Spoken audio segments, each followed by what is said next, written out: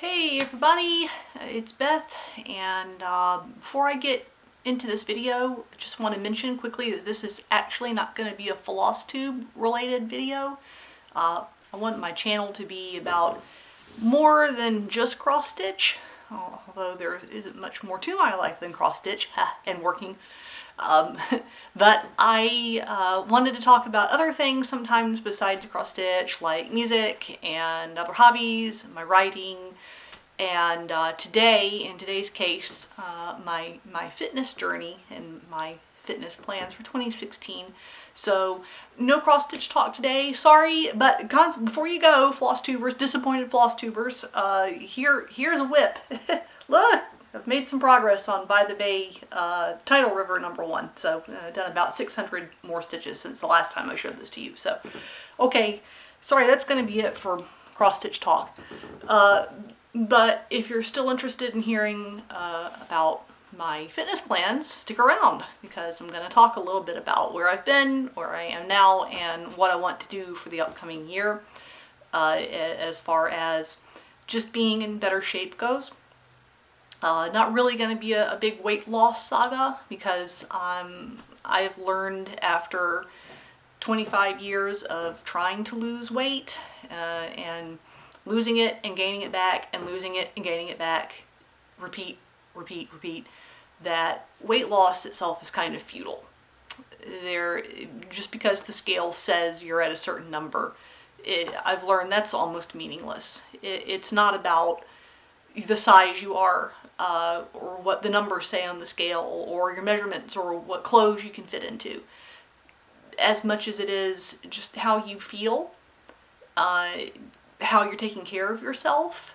So this video, I will say, in anything that I do in the future about my my health, my fitness, it's all about me. I am not doing this in any way to try to give advice to other people. Definitely not doing it to judge other people or say, hey, you should do this. Or, this is just relating things that I have learned, things that I have been through in the last, again, over 25 years. And, in the hope that maybe people will find it interesting, maybe inspirational. But I just want to document, largely this is for self-accountability. Because I am doing this alone. I've almost always done it alone. There have been a couple of times in my life where I've had a personal trainer back when I could afford it, but this time around it's really just me. And my husband, of course, understands and is supportive and great, but so I'm in large part doing these videos just to see for myself, so I can look back and see where I was at the start of 2016 and maybe where I am at the end of the year and beyond. So sorry this isn't going to be a super exciting saga of, oh wow, I went through so much, and it's actually kind of your standard story of a yo-yo dieter, which is what I have been. So I'll start with childhood. Basically, it's good, I think, to begin at the beginning so people know kind of where you're coming from. I was never an active kid or athletic in any shape, form, or fashion. I was always the pudgy one who preferred to sit in the corner and read a book, and was picked last on all the teams at school, playing dodgeball or softball or anything involving a ball or running or sports of any kind. No one wanted me on their team, understandably so, because I was the dumpy, slow one who would get you to lose. And nobody likes a loser. This is America. If you aren't first, you're last. So, Talladega Nights quote. Anyway, but that's the attitude that people have. And when you're a non-athletic kid, man, you hear about it. So I was, overweight and couch potato until we moved up here, actually, to Northern Virginia. We lived here for 1 year because my dad worked for the government for 1 year and got a 1-year contract. And I was 11 11 years old. It was in 6th grade. And we moved up here for the 1 year, and the school that I went to in Falls Church had a really great athletic program, and it was mandatory. I mean, they even had gym suits they made you change into, which for me, coming from where I was living before down in Alabama, Jefferson County, like, great schools down in Jeffco, don't get me wrong, but we didn't have the same approach to physical fitness that the Fairfax County in Northern Virginia did.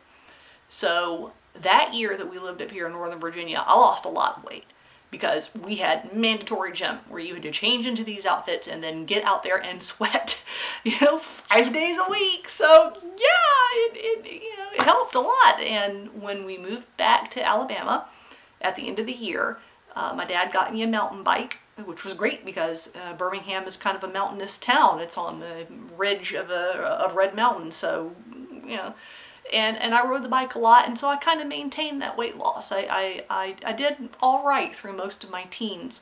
That's when I started to go up and down with the weight a little bit, though. I would go through phases where I would gain, 20 pounds or so, and then it would come off and come back on and come off, and it all just depended on how well I was doing with my self-control with food, and was I getting out and walking, or was I just sitting around my room drawing and listening to music and writing really bad stories?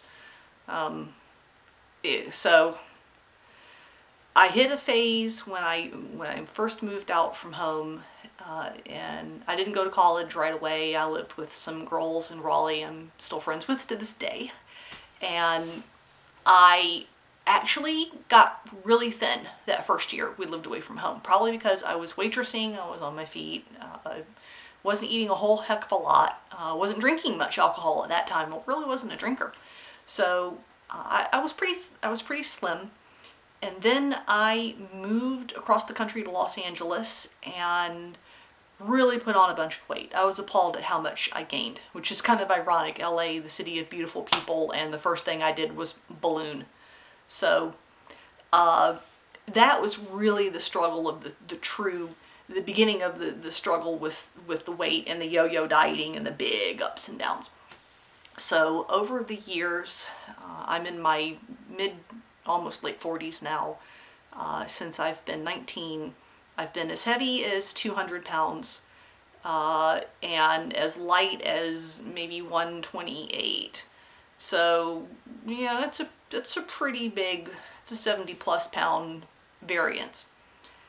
And I'm almost 5'7", so having a little extra weight it's okay. I wear it fairly well, but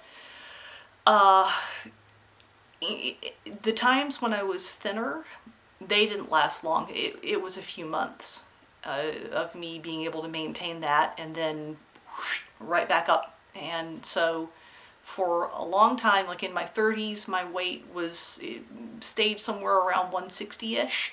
And then when I hit 40, it started creeping up and creeping up and creeping up. I was drinking every day. I wasn't paying any attention to what I ate. I ate what I wanted when I wanted. We'd go to dessert. We'd have bread, appetizers, the meal, dessert, afterward, booze on top of that. Sometimes we'd go out drinking after that.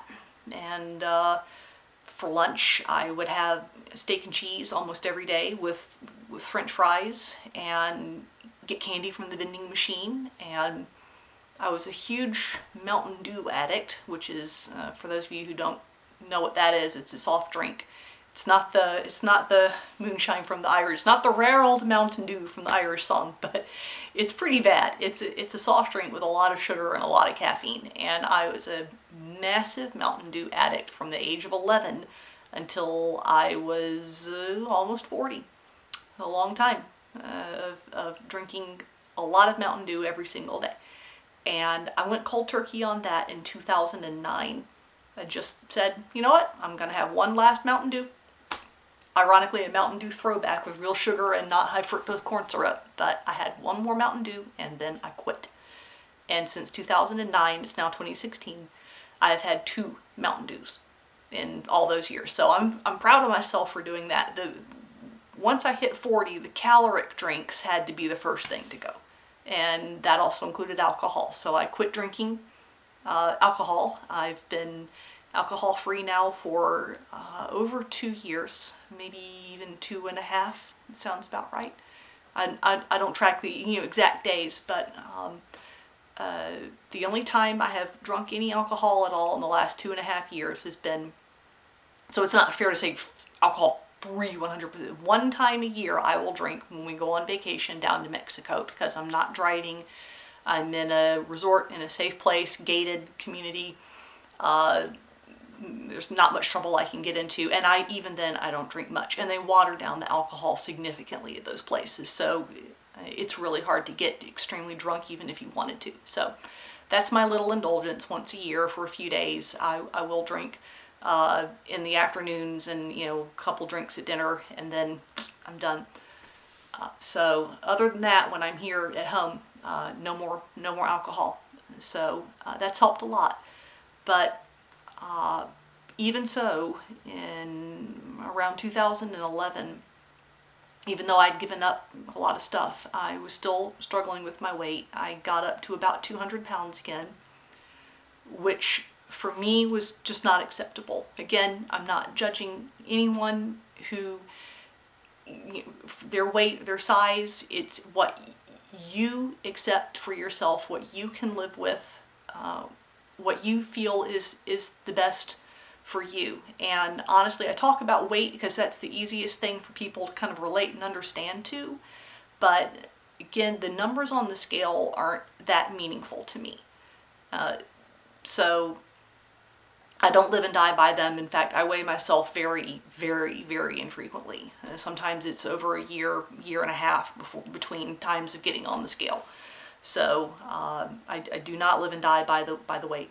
But around 2011, my weight had gotten, I realized it was up there again, and my clothes weren't fitting anymore, and I refused to go out and buy new clothes. I said, no, you know what, I'm gonna get my diet clean and start eating whole foods, healthy foods, cut back on the wheat and the sugar again, and just be mindful of what I eat.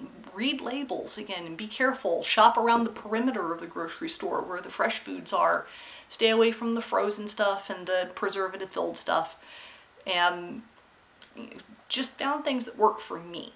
So again, some people can eat, I have friends who are naturally thin and they can drink beer all day, they can eat bread all day and pasta and sugary things, and they never put on an ounce. Good for them, but I'm not one of those kinds of people. So I successfully lost almost 50 pounds over the most part of 2011. And I managed to keep a lot of that weight off for a while, but I noticed very recently, when I got out my winter clothes, because we had a really warm fall, and so I kept my winter clothes in storage for longer than normal, that I got them out and I put on my favorite pair of gray slacks, and they wouldn't even come close to zipping up.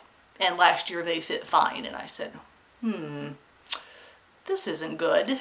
And all the other clothes that I tried on told the same story. They had not shrunk in storage, I had grown while they were in storage. I had quit eating mindfully, and I had quit exercising.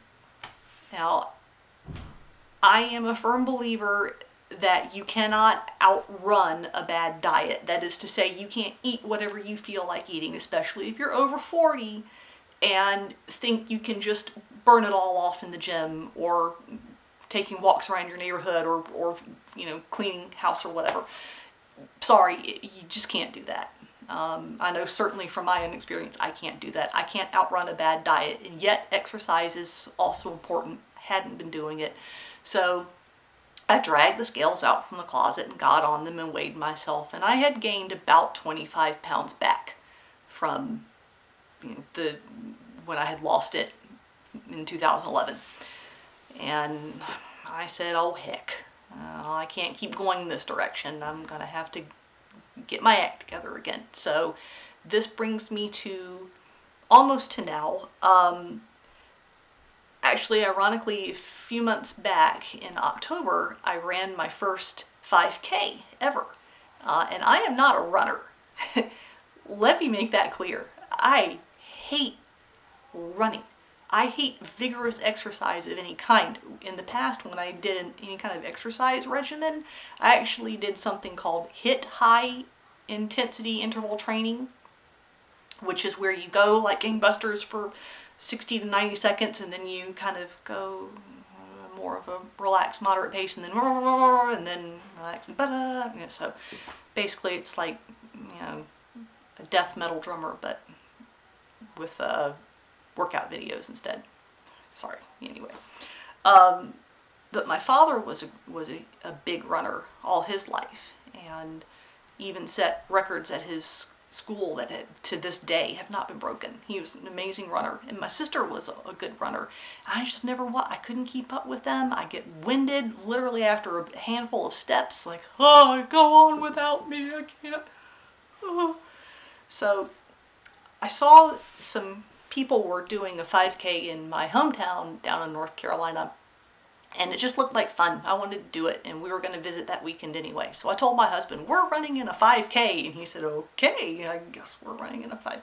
He used to run before, so he's good at it, and he's tall, and yeah, so running's no problem for him. But so I got this wild hair, and we signed up for this 5K, and ran it. Well, okay, let me back up. I walked it. There were times when I jogged a little bit. My husband didn't even have to break out into a jog because his legs are so long. He just would walk a little bit faster when I was jogging. And we finished in a little over 46 minutes, which I realize for a lot of people, seasoned 5K runners, that's horrible, that's pathetic. But for me, in my first ever 5K, considering I had never done anything even close to that ever in my life, I was just happy I finished. I didn't care how long it took me. So I got my medal. So here's my first ever 5K medal. So it was a Halloween fun run. So it was great. And I found out I kind of liked it, but the winter was headed our way, and I didn't have any other 5Ks around in this area that I felt like signing up for. So I said, well, you know what, 46 minutes, I know I can do it in 46 minutes. That's my time to beat. So next year in 2016, I'm going to sign up for some 5Ks. And in the meantime, in springtime when it gets a little warmer, I'll start training, and, I'll find a Couch to 5K program, and I'll do that. And so I was thinking, okay, maybe come March, I'll start doing that. And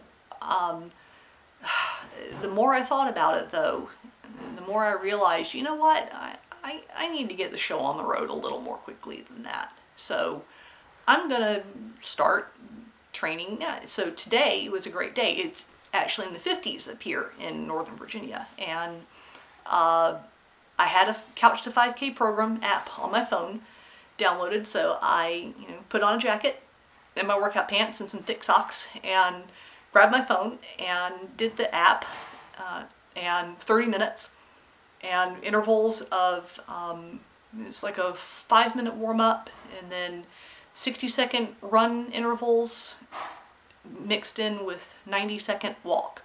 And again, my run is it's a very slow jog. But I got through the whole 30 minutes, and I'm really, really happy about that, because it's still January, and I'm already getting this jump started. So I have a couple of 5Ks I haven't signed up for yet, but I plan to.